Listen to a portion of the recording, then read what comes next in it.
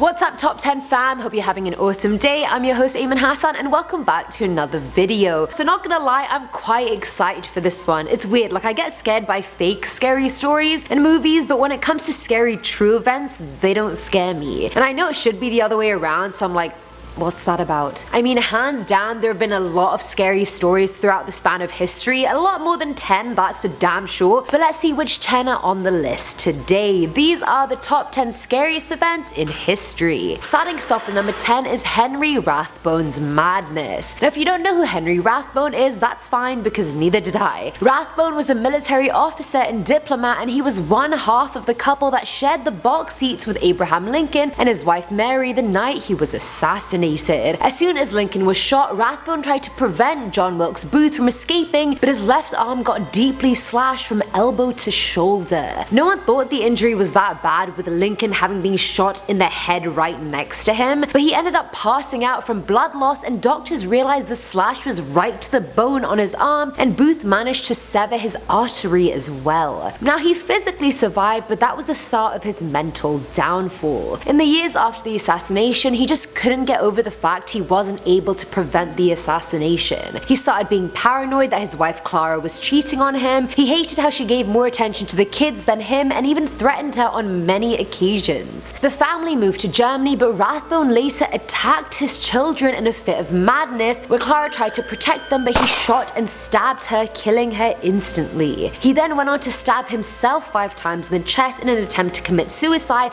but also failed. He was charged with all the murders, but was declared criminally insane after blaming the attack on an intruder. He was committed to a mental asylum and spent the rest of his life there. I did not know that Abraham Lincoln assassination was that juicy until now. Coming in at number 9 is the online Hannibal. I thought I knew about all the quote-unquote Hannibals in the world, but clearly I don't. Armin Meiwes was just your typical computer technician. I mean, if your typical computer technician enjoys cannibalism, then yeah, just your average Joe. Armin used to go on various websites advocating cannibalism and was a fan of the Cannibal Cafe, where people would post about their interest in cannibalism and wanting to do it. He then began putting up adverts on the cafe looking for someone to volunteer themselves to get eaten. I mean, at least he was asking for volunteers, not just going out and killing people. His ads said looking for a well-built 18 to 30-year-old to be slaughtered and then consumed, which I mean is as polite as it can get if you look at the context. He eventually found a willing volunteer called Bernd Brandes, who went to Armin's house on March 9th, 2001. Brandes gave him permission to amputate his penis so that they could eat it together, so Armin fed him 20 sleeping pills and set up a bath for him after the amputation. The two tried to eat the penis, but it was just too chewy. When Brandes finally got out of the bath, he fainted due to immense blood loss, and now Armin was screwed. He was like, should I kill him? Should I not? He never agreed to being killed, but he did end up killing Brandes by stabbing him in the throat and then hanging his body on a meat hook. Keep in mind the two recorded the entire night, but I thoroughly hope the tape was destroyed. It definitely wasn't, but I hope.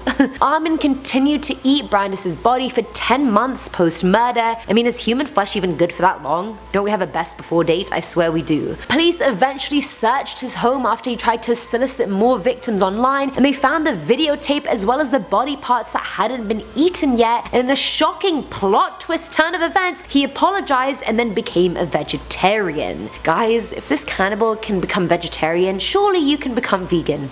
At number 8 we have the 20,000 orphans, and this one happened right here in Canada, which I'm not proud of. Now back in the 50s, the Premier of Quebec was Maurice Duplessis, and he was a very devout Catholic. Now one day he decided the Catholic Church should be the only caretaker of the alcoholics, the poor, the unwed mothers, and all the orphans in the population. Trusting the church completely, he signed over the responsibility of all hospitals, orphanages, and schools to the church. But sadly, this was not a foolproof plan. Most of the orphans weren't even orphans, they were just born out of wedlock, but the church didn't approve of that, so they took the children away. So orphanages slowly started overflowing, and the government didn't have enough money to subsidize them. They were getting more money for psychiatric patients than they were the orphans, so the church decided to do something. According to the Lunatic Asylum Act, you could commit anyone to an insane asylum to A. maintain social order, B. help them, or C. care for them. them. So citing the maintenance of social order, they put 20,000 orphans into mental asylums. All of them were mentally able and fit, but they were admitted anyway. In the institutions, they were subjected to horrible treatment, getting mentally, physically, and sexually abused just for $1 more than what they'd get as orphans. By the end of the 60s, the asylum era was over, but 79% of those orphans said they couldn't maintain a normal, healthy adult existence, and despite all that, Maurice and the Catholic Church never apologized for ruining those children's lives. That's a long apology overdue, my friends. Filling our number 7 slot are the silent twins. Now, I've heard this story many times now, but I know a lot of people still haven't, and it is a scarily weird event, so I thought I would just include it. So June and Jennifer Gibbons were a pair of identical twins born in Barbados, but who grew up in Wales. In school, the girls used to be the only people of colour there, which made them feel isolated, and to add to that isolation, both girls spoke so fast that understanding them was very hard. They were so severely bullied at school that the principal used to actually let them leave early every day to avoid being bullied. Their way of talking slowly got more and more unintelligible, to the point no one could understand them except each other. The twins at this point spoke to no one but each other and their little sister, and at school would refuse to read and write. In an attempt to get the girls to communicate with others, they were sent to different boarding schools in which they both became catatonic and withdrawn until reunited. By the 80s, the girls were committing crimes like arson, vandalism, and theft, and were later admitted to the mental health institution Broadmoor Hospital. They stayed there for 12 years, and the girls always had an agreement that if one of them died, the other had to speak to other people and live a normal life. During their 12-year stay, they began believing one of them absolutely had to die in order for the other to go on, so Jennifer agreed to be the sacrifice. One day when the girls were being transferred to another clinic, Jennifer could not be awakened upon arrival and then later died of acute myocarditis, which is a sudden inflammation of the heart. And that literally came out of nowhere because there were no drugs in her system, no poison. The only evidence was that the day before she kept saying she was dying, and then the next day just died in June's lap. Now at number 6 is Dr. Marcel PETIOT. Marcel was a French doctor and a serial killer. I'm assuming one was his day job and the other was just a hobby. And you know what they say, don't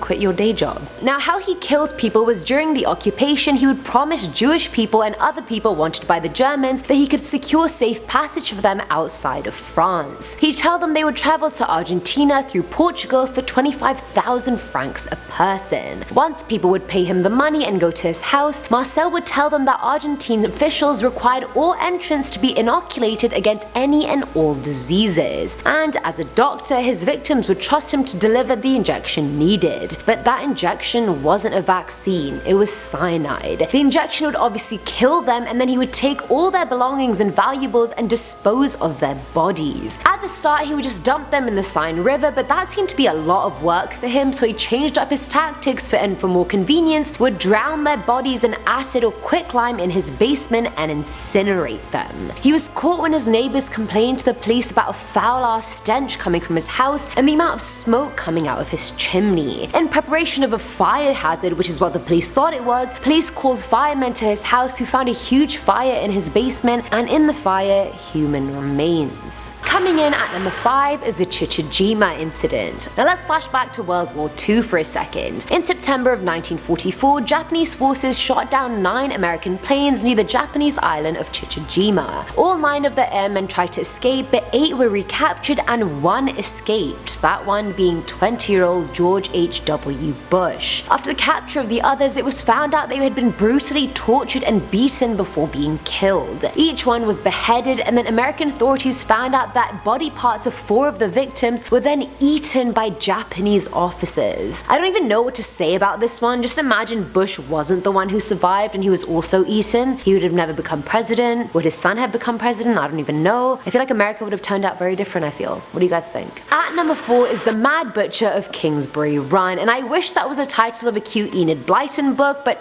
'twas not, my friends.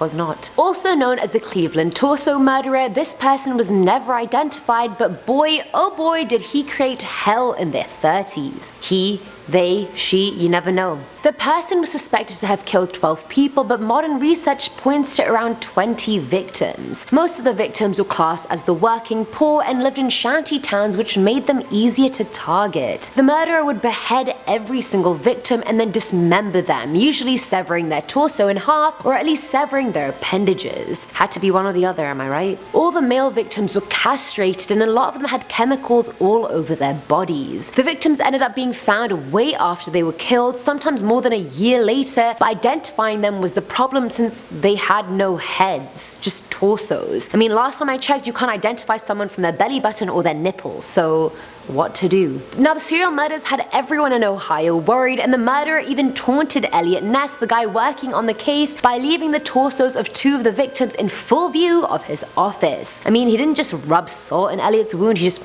rubbed the torsos right in his wounds. I know that doesn't make sense, but Elliot would get it. Filling our number 3 slot is Smiley. I forgot this was on the list. This one made me so emotional when I was reading it. I actually had to start listening to upbeat music so I wouldn't cry. Legit, true story. Ask Che. This is just horrible in every way. Baby P, who was mostly called Smiley by family, was a very smiley little baby that was hiding months and months of abuse and pain inflicted on him by his mum and stepdad. The stepdad would literally use him as a punching bag to the point he had trained Smiley like a dog almost. He would instinctively put his head on the ground every time his stepdad came into the room. All the while his mum was just chain smoking and playing online poker. He would get suffocated in layers of clothing till he was gasping, his fingernails were ripped off by pliers, the stepdad trained their Rottweiler to bite Smiley, there was skin missing from his nose, his lips and tongue, his left ear was ripping so it was coming away from his head, he had 8 broken ribs, a fractured shin bone, his front tooth had been knocked out and later found in his stomach, and the stepdad used to even throw him in the air and let him just hit the ground. One day he did it so hard that he snapped Smiley's spine in half. When police searched their house, they found dog and human feces everywhere, the dead bodies of chicks, mice, and a dismembered rabbit. But worst of all, they found Smiley's cot and bedroom walls covered in his blood.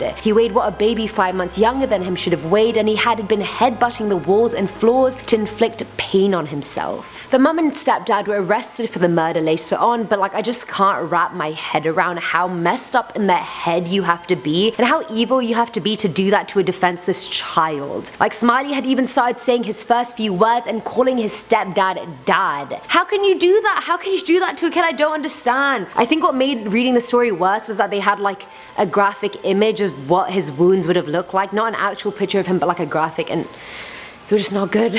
Now at number 2 is the Jonestown Massacre. I know, you guys have heard it all before, but regardless, I did have to put it on the list. If you know the story, feel free to skip to number 1, but if not, stay tuned for a wildly sinister story. The People's Temple Agricultural Project, better known as Jonestown, was a massive city which was actually just a cult run by Jim Jones located in Guyana. The base of the cult was originally in Indianapolis, but after receiving heavy criticism, he moved his cult from location to location until finally leasing 3,800 acres of land in Georgetown. In the summer of 1977, Jones and his hundreds of followers moved to Jonestown, and by 1978 the population of the city had peaked at under 900 people. Life in the commune was bad, but for the followers they were reaching some sort of enlightenment. Jones's mental and physical health started declining rapidly. He had developed lung cancer and was actively abusing drugs like Valium, LSD, and barbiturates to name a few.